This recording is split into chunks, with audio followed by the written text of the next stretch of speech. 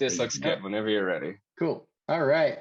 Today we are talking about bugs of mutated state. In previous talk, we talked about code rot, code smells, and common software defects.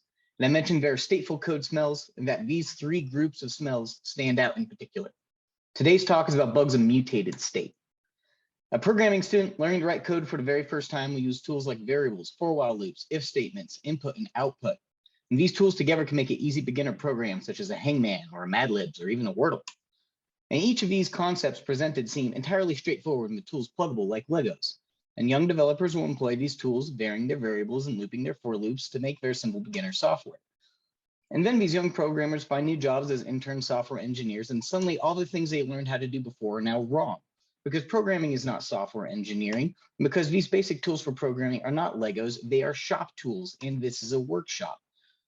There are certainly right and wrong ways to use these tools, and not every project requires every tool in the workshop. The first and most obvious of these problems comes with variables. When variables can be varied, then the software state at its lowest level is mutated and changeable. And this is a positive quality if it's intentional, but if it's not, it becomes a source of bugs and mistakes. And so it's better to favor constant and static values than mutable ones wherever possible. Always consider, what is the source of truth?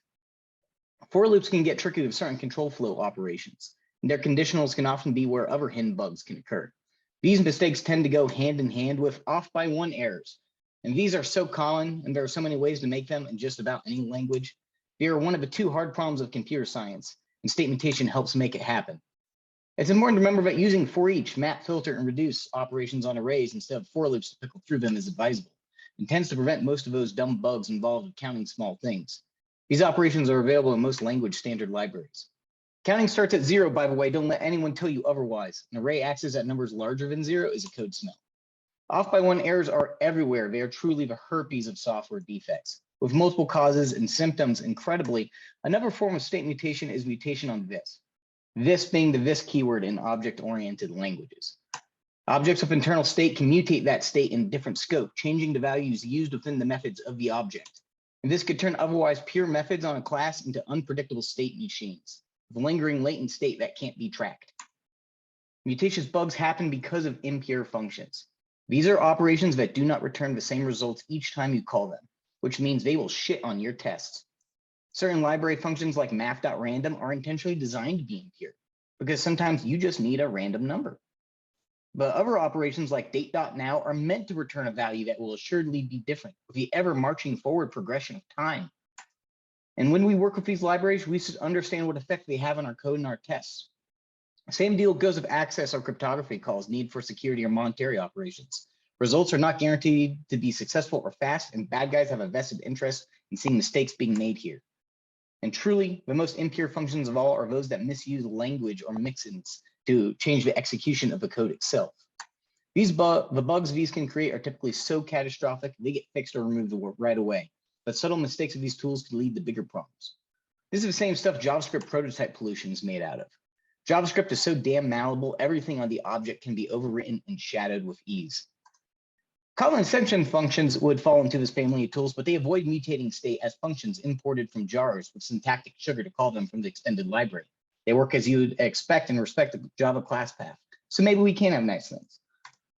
A couple years back, I attended LambdaConf, a cool annual conference with a lot of greasy mathematicians and business people looking for the next frontier in computational super science and abstract algebraic excellence.